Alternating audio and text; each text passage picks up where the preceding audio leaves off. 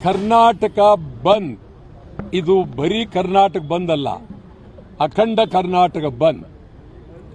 ಇಡೀ ಉತ್ತರ ಕರ್ನಾಟಕದ ಅಭಿವೃದ್ಧಿ, ಎಂಇಎಸ್ ನಿಷೇಧ, ಹೈದರಾಬಾದ್ ಕರ್ನಾಟಕದ ಬೆಳವಣಿಗೆ, ಮೇಕೆದಾಟ್ ಆಗಬೇಕು, ಕೇಂದ್ರ ಸರ್ಕಾರದ ಮಲತಾಯಿ ಧೋರಣೆ, ಮಹದಾಯಿ ಕಳಸಾ ಬಂಡೂರಿ ಆಗಬೇಕು, ಹಿಂದಿ ವಿರೋಧಿಸಬೇಕು, ಕನ್ನಡಿಗರಿಗೆ ಉದ್ಯೋಗ.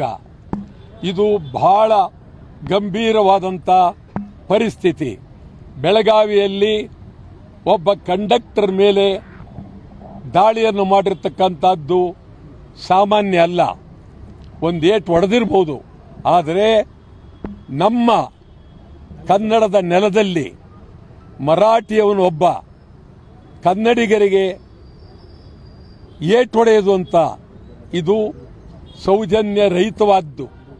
ಇದನ್ನ ಯಾರೂ ಸಹಿಸೋದಕ್ಕೆ ಸಾಧ್ಯ ಇಲ್ಲ. ಇದೆಲ್ಲಕ್ಕೂ ಕಾರಣ ಮಹಾರಾಷ್ಟ್ರ ಏಕೀಕರಣ ಸಮಿತಿ.